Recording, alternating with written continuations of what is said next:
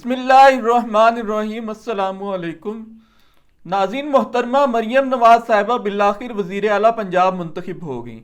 यह बिलाशुबा उनकी सियासी ज़िंदगी की सबसे बड़ी कामयाबी है। गो कि उनका असल हदफ वज़ीर आज़म बनना और फिर सारी ज़िंदगी इस मनसब पर बरकरार रहना और फ़ौज समेत सारे इदारों को दबा के रखना है। गो कहना मरियम का यह है कि मेरे दिल में इंतकाम का कोई जज्बा नहीं। दूसरी तरफ सूरत हाल मगर जंगो जदल ही की है। कोई ऐसे इकदाम नजर नहीं आते जिससे ये जाहिर हो कि जंग खत्म करके अपोजिशन के साथ एक पुरअमन माहौल में काम किया जाए।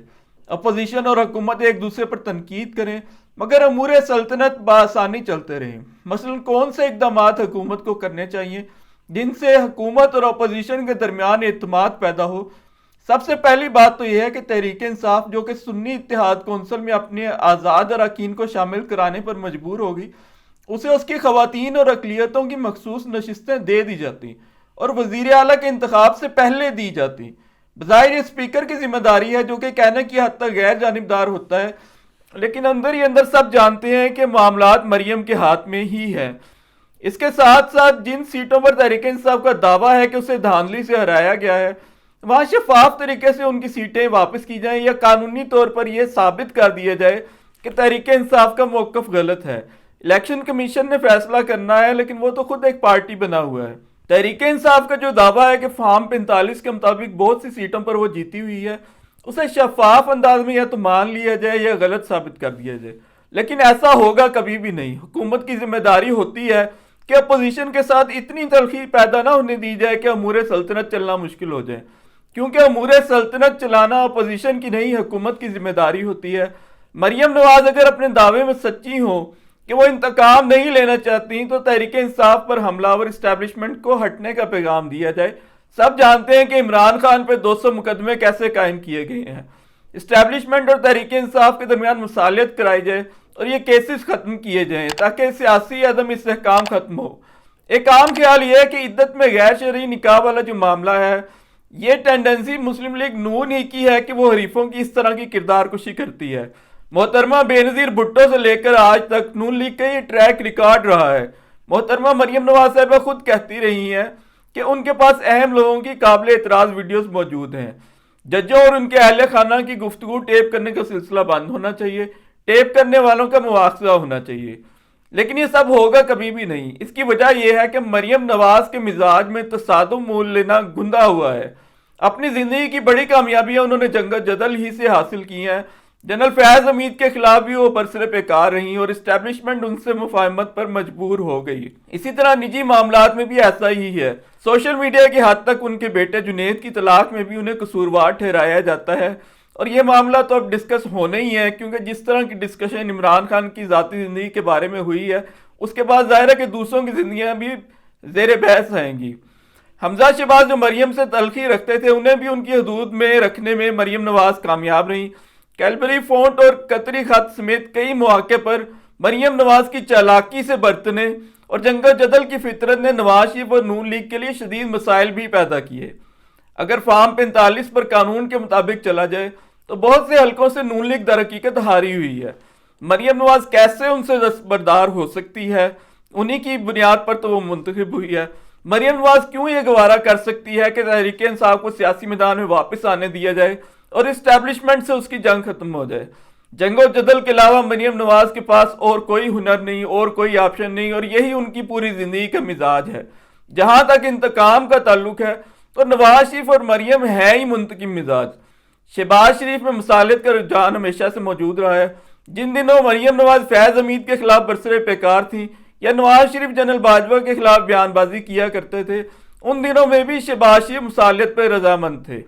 तो इंसान का एक मिजाज होता है, जैसे जनरल बाजवा का मिजाज था चालाकी और धोखे के साथ लोगों को लुभाने का, इसी तरह मरियम का मिजाज है मुहाजराई का, और मिजाज कभी नहीं बदलता सिवाय उन लोगों के जो अपनी गलतियों पर गौर व फिक्र के आदी और इस्लाह के आरजूमंद हो। मरियम अगर मुफाहमत और इस्लाह पर आमादा हो तो ये इस बात से भी साफ वाज़ेह हो जाएगा कि तनकीद करने वाले सहाफ़ियों के साथ वो कैसा रवैया रखती हैं।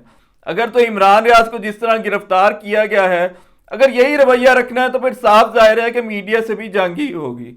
इसी तरह आज़ाद लिखने और बोलने वाले सहाफ़ियों की एक बड़ी तादाद को खामोश कराया गया है। उनको बोलने का मौका दिया जाता है या नहीं। कहने का तो नवाज शरीफ भी इंतखाबी मुहिम में कहते रहे हैं कि मैं इंतकाम नहीं लूंगा, लेकिन साथ ही साथ ये भी कहते थे कि हिसाब तो होना चाहिए। कभी भी कोई लीडर खुलकर ये नहीं कह सकता कि मैं इंतकाम लूंगा, वो हिसाब लेने ही की बात करेगा। लेकिन action speak louder than words, और एक्शंस यही बता रहे हैं कि मरियम इंतकाम लेने आई है। दूसरी तरफ जो वजीर आला आ रहा है गंडापुर की शक्ल में, वो भी इसी मैदान का खिलाड़ी है। तो ये दोनों एक दूसरे को दो हादसा होकर मिलेंगे।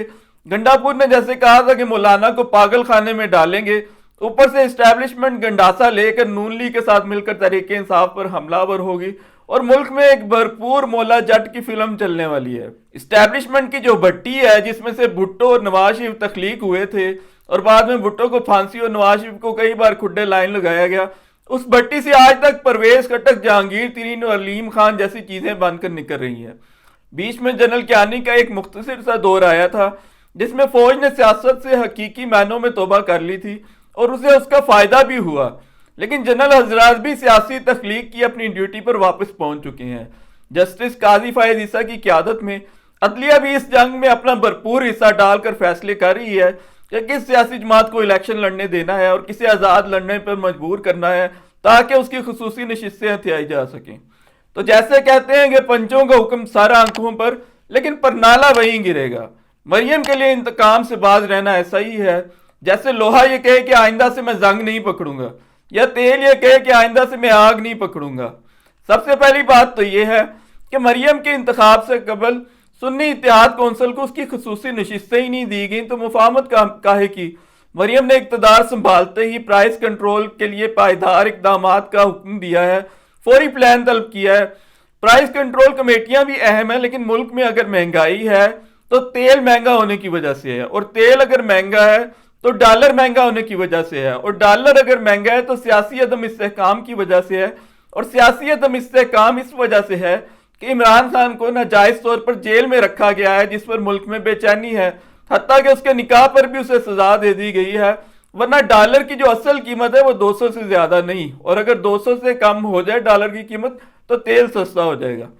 दूसरी तरफ सदर की जानिब से खुसूसी नशिस्तों का मामला हल होने से कबल इजलास बुलाने से इनकार पर स्पीकर राजा परवेज अशरफ ने 29 फरवरी को खुद ही इजलास तलब कर लिया है।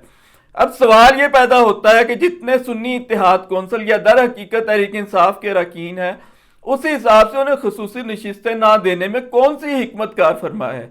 क्या मुल्क किस तरह चला करते हैं, बार बार आइन को वायलेट करके? इस तरह तो करियाने की एक दुकान भी नहीं चल सकती। वजीर आला सिंध ने तो फिर भी ढीठ होकर कहा है कि सिंध में अपने एक एक रुकन के फार्म 45 की जिम्मेदारी लेता हूं। क्या मरियम नवाज ये अल्फाज भी दोहराने की हिम्मत कर सकती हैं? उनके लिए तो फार्म 45 का जिक्र ही एक ताजियाने और कोड़े की तरह है। इलेक्शन कमीशन ने सुन्नी इत्तेहाद कौंसिल को मखसूस नशिस्तें देने के बारे में ओपन कोर्ट समात का फैसला किया है। वही चीफ जस्टिस काजी फायद ईसा वाला रवैया कि समात ऑनलाइन कर देने का शोभदा दिखा दिया जाए, नतीजा मगर वही। ओपन समाज से क्या होता है? इलेक्शन कमीशन तो इलेक्शन कमीशन की तरह काम ही नहीं कर रहा, वरना वजीर आला या वजीर आजम के इंतखाब से कबल खुसूसी नशिस्तों का मामला कब का निपटा देता। इलेक्शन कमीशन अगर वाकई आज़ाद होता तो एक पार्टी से उसका निशान क्यों छीनता? एक ईवान ने वजीर आला को मुंतखब करना है, लेकिन उसकी एक पार्टी को उसकी खुसूसी नशिस्तें ही नहीं दी गई, तो इलेक्शन में तो पहले से धांधली होगी। पहले दिन से वजीर आला के इंतखाब समेत इस ईवान के सारे फैसले मुतनाज़ा यूं चलाया जा रहा है ये मुल्क।